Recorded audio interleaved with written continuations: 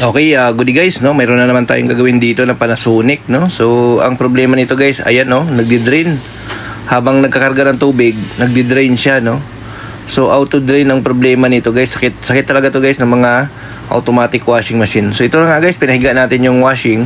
So, binaklas natin dito yung pinaka-drain motor kasi nga, tanggalin natin yung drain valve, no? Para makita natin, baka mayroong kumalang or baka sira na yung spring or yung rubber, no? So, ito guys, tinatanggal natin yung drain motor, no, para hindi tayo mahirapan pagbaklas ng drain valve. Kailangan talaga siya guys tanggalin.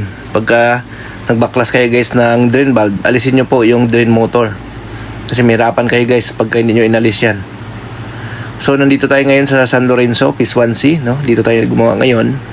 So ayan, tinatanggal na nga namin tong pinaka drain motor, no, para ma-check natin yung pinaka drain valve nya kung anong nasa loob ng drain valve, bakit nag-auto drain siya, no? Kumakarga siya ng habang nagdi-drain habang nagkakarga ng tubig, no. So ang mangyayari kasi guys, matagal siya makapuno at maya karga siya ng karga ng tubig, no. So hindi maganda kapag auto drain siya, no. So ayan na, binaklas na natin guys yung pinaka drain valve, no. So lagyan lang natin ulit ng basahan yung gearbox guys, kasi pag hindi nyo nilagyan ng basahan yung gearbox, baka mamaya mayroong item dyan or barya, mahulog, diretso yan, pasok doon sa loob ng gearbox. So, mahirapan kayo magtanggal, no? So, experience namin yan, guys.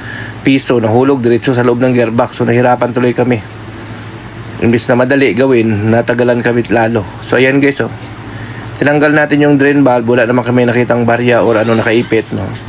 So, kinakapa-kapa lang natin. Nilinis natin yung pinapasukan ng pinaka valve, no? Baka kasi mayroong mga dumi, no, kaya hindi siya naglalak, no. So okay, wala naman kami nakita guys, no, kaya kinakapa-kapa natin para ma-check kung mayroon siyang nakakalang, no. So yun, wala naman, no. So dito tayo guys, oh, tinanggal namin to, inatak na nga natin yung spring para lumakas ulit. Okay naman yung rubber niya guys, medyo madumi lang, so nilinis natin. Tapos yung spring guys, inatak lang natin para lumakas ulit, no. So hatakin nyo lang yan yung spring para lumakas siya ulit, tapos ibalik nyo na siya, no. So yun, no. So ito lang ginawa namin guys, no. Tinanggal namin yung drain valve, nilinis, tapos hinatak natin yung spring, no, para lumakas ulit. So ayan. So ganun lang. So ibalik natin to yung drain valve, no. Ayan. So ibalik lang natin guys yung drain valve nya. Ayan. So ganun lang. Pagbalik ng drain valve, gamit lang kayo ng long nose pliers at saka flat screw. So yan. So ayan guys, testing na natin. Ayan, nagkakarga ng tubig.